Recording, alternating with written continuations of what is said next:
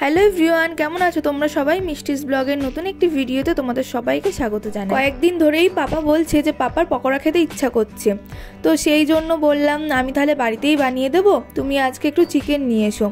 তো দুপুরবেলাতে চিকেন নিয়ে এসেছিলো, তো চিকেন এনেছিল পুরোপুরি ব্রেস্টের পিসগুলোই এনেছিল। তো সেখান থেকে আমি ছোট ছোট করে পকোড়ার মতো করে কেটে নিয়েছি। কেটে ভালো করে ধুয়ে আমি লেবু মাখিয়ে রেখে দিয়েছিলাম। এখানে আধখানা মতো লেবু আমি মাখিয়ে ফ্রিজে রেখে দিয়েছিলাম। সন্ধ্যের দিকে ফ্রিজ থেকে বার করে মোটামুটি 20 মিনিট মতো বাইরে রেখেছিলাম। তারপরে এবারে আমি সমস্ত মশলা দিয়ে এটাকে ম্যারিনেট করে নেব।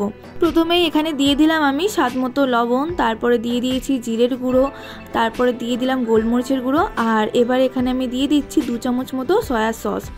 আর এবারে দিয়ে দেবো এখানে একটা পেঁয়াজ আমি গ্রেট করে নিয়েছি, তো মিডিয়াম সাইজের একটা পেঁয়াজ দিয়েছি।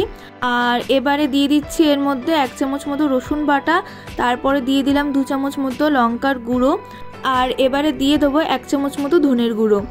এবারে দিয়ে দেবো কিছুটা কর্নফ্লাওয়ার, তো আমি এখানে অল্প অল্প করে কর্নফ্লাওয়ার দেবো আর ভালো করে এটাকে মাখাবো।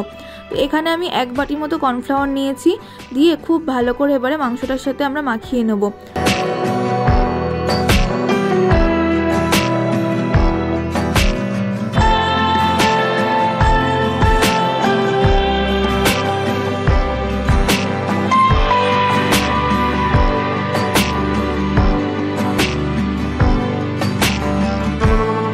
মাংসটা খুব ভালোভাবে আমরা মাখিয়ে নিয়েছি। তো দেখো, মাখিয়ে নিয়ে আমি আবার এটাকে আধ ঘন্টা মতো রেখে দিয়েছিলাম। আধ ঘন্টা পর এবারে আমি এগুলোকে ভেজে নেব। প্রথমে কড়াইতে আমি সাদা তেল গরম করতে বসিয়ে দিলাম। তেলটা গরম হতে হতে তোমরা যারা এখন আমার চ্যানেলটা সাবস্ক্রাইব করোনি তারা অবশ্যই আমার চ্যানেলটা সাবস্ক্রাইব করে দিও, আর পাশে থাকা বেল আইকনটি প্রেস করে অল করে দিও, যাতে আমার চ্যানেলে আসা প্রত্যেকটা ভিডিও নোটিফিকেশান তোমাদের কাছে আগে পৌঁছে যায়। আর তোমরা কী কী ধরনের রান্নার ভিডিও দেখতে চাও সেটাও আমাকে কমেন্ট করে জানাতে পারো, আমি চেষ্টা করবো সেই রান্নার ভিডিওগুলো তোমাদের সাথে শেয়ার করার। তো দেখো, তেলটা গরম হয়ে গেছে। এবার আমি এক এক করে চিকেনগুলো তেলের মধ্যে দিয়ে দেবো। আর এই সময় কিন্তু গ্যাসের ফ্লেমটা একদম লো করে রাখবো, কারণ হাই ফ্লেমে দিয়ে ভাজলে এগুলো পুড়ে যাবে আর ভিতরে কাঁচা কাঁচা থাকবে, সেই কারণে একদম লো ফ্লেমে কিন্তু পুরোটাই ভাজতে হবে।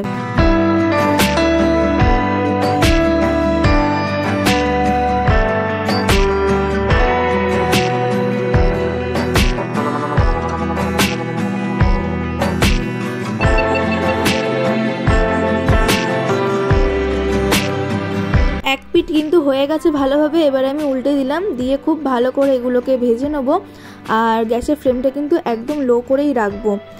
আর এই পকোড়াগুলো খেতে কিন্তু অনেকটা দোকানের মতনই হয়, তোমরা বাড়িতে চাইলে এরকমভাবে পকোড়া করে খেয়ে দেখতে পারো। সব পকোড়াগুলো কিন্তু ভাজা হয়ে গেছে, এবারে আমরা এগুলোকে তুলে নেবো। আর যখন এগুলো আমরা তুলবো তখন কিন্তু ফ্লেমটা হাই করে দেবো, দিয়ে এবারে আমরা এগুলোকে সব তুলে নেবো আর তেলটাকে একটু ঝরিয়ে নেবো।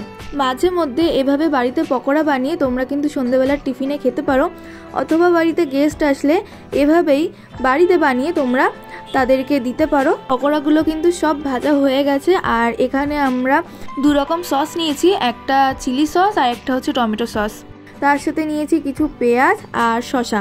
এভাবে কিন্তু তোমরা বাড়িতে গেস্ট আসলে তাদেরকে সার্ভ করতে পারো। বারবার দোকান থেকে কিনে এনে আনার কোনো দরকার নেই, নিজেরাই বাড়িতে এরকম বানিয়ে দিতে পারো। আর আজকের ভিডিওটাও এখানেই শেষ করছি। ভালো লাগলে লাইক, কমেন্ট আর শেয়ার করে দিও। আর যারা নতুন আছো আমার চ্যানেলে, এখন আমার চ্যানেলটা সাবস্ক্রাইব করোনি, তারা আমার চ্যানেলটা সাবস্ক্রাইব করে দিও। আবার দেখা হবে তোমাদের সবার সাথে খুব তাড়াতাড়ি অন্য একটা ভিডিওতে। সবাই ভালো থেকো, সুস্থ থেকো আর সাবধানে থেকো।